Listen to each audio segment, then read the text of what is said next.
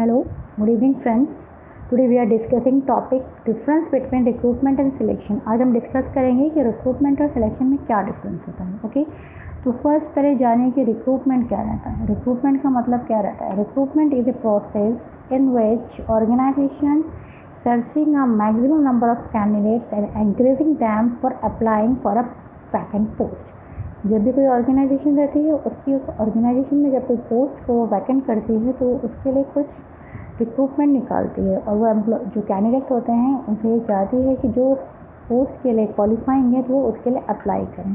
तो is the procedure of recruitment. Okay, next एक selection. अब रिक्रूटमेंट की डेफिनेशन समझ में आई, हम सिलेक्शन पे चलेंगे. सिलेक्शन का मतलब क्या होता है. Is the process in which organization has to be selected best of them and offering the job. मतलब जो रिक्रूटमेंट जिन लोगों ने रिक्रूटमेंट के थ्रू एप्लीकेशन को सेंड किया था ऑर्गेनाइजेशन में से, उसमें से ऑर्गेनाइजेशन उन लोगों को शॉर्टलिस्ट करेगी जो उनको उनके स्टैंडर्ड पे फॉलो करते हुए दिखेंगे. ओके, उसके बाद में रिमेनिंग एप्लीकेशन को वो रिजेक्ट कर देती है. This is what selection procedure. Okay, and now second, it is a positive approach because it gives the opportunity to maximum number of candidates for applying for their post. क्योंकि ये positive approach कहलाती है because इसमें कई सारे लोगों को कहती है कि if you are qualifying this please applying for this post in my organization. वो कहती है कि जितने भी लोग जो इस चीज़ को टर्म्स एंड कंडीशंस को क्वालिफाई होते क्वालिफिकेशन रखते हैं इस पोजीशन के लिए, इस पोस्ट के लिए, तो अप्लाई करें. तो ये पॉजिटिव अप्रोच है because they allow number of candidates, maximum number of candidates. But जो सिलेक्शन होता है उसमें क्या रहता है. सिलेक्शन है वो ये कहता है it is a negative approach. Why is it negative approach? Because it creates it shortlisting the candidates as the receive their application. जिनकी एप्लीकेशन वो रिसीव करता है उसमें कुछ लोगों को वो शॉर्ट लिस्ट कर देता है. बिकॉज जब वो शॉर्ट लिस्टिंग करता है and it comes to a minimum level, तो क्या हो जाता है जो लेवल ऑफ मैक्सिमम लेवल जो कैंडिडेट का था वो मिनिमम लेवल पे आगे गिर जाता है बिकॉज वो उसमें से शॉर्ट लिस्टिंग कर देता है. So this is the negative approach. Okay. Next point is to inviting more and more candidates for applying for the job. अब क्या है, रिक्रूटमेंट तो कहता है कि भैया जितने भी लोग हैं जो भी इस पर एप्लीकेबल हों वो सब इस पर अप्लाई करते हैं.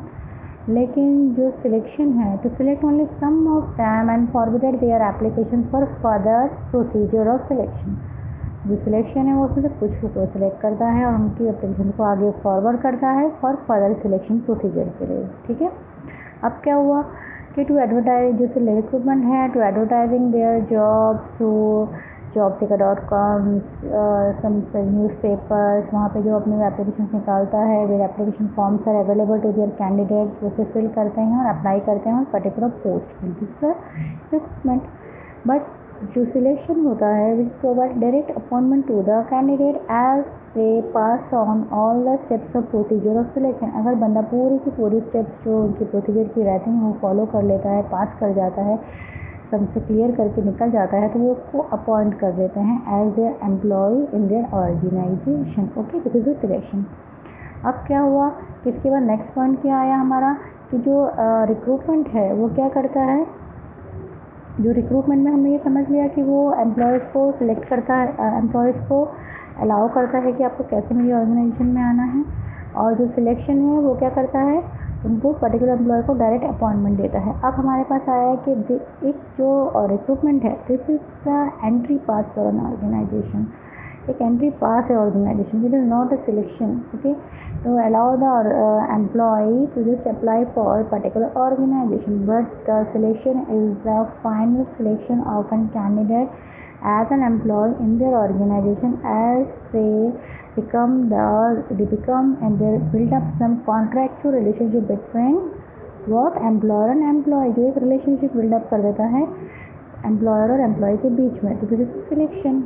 Okay, and last and final point is that this recruitment is a very lifetime taking procedure and very less expensive, but selection is a expensive procedure as well as time taking. Why is it time taking?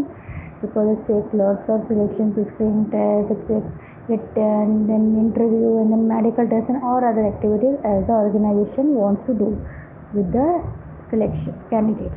After all these activities, they will select their employee as their select their candidate as their employee in their organization. Okay, so this is the basic difference between selection and recruitment and selection. तो जब भी कोई organisation रहेगी तो ऐसे procedures को follow करती है, डिपेंड करता है ऑर्गेनाइजेशन टू ऑर्गेनाइजेशन से उनके यहाँ कौन कौन से स्टेप्स ऑफ प्रोसीजर फॉलो किए जाते हैं. ओके, तो सो गाइस आपको ये समझ में आया होगा कि डिफरेंस क्या रहता है. This is a very important question for exam point of view. तो प्लीज़ इसको अच्छे से समझिए, और फिर भी आपको कोई भी प्रॉब्लम आती है, कोई भी टॉपिक ऐसा डिफिकल्ट लगता है तो please ask on my comment box. I will discuss that topic also with you. Okay, and tomorrow I will discuss my topic recruitment procedure. Okay, thank you so much.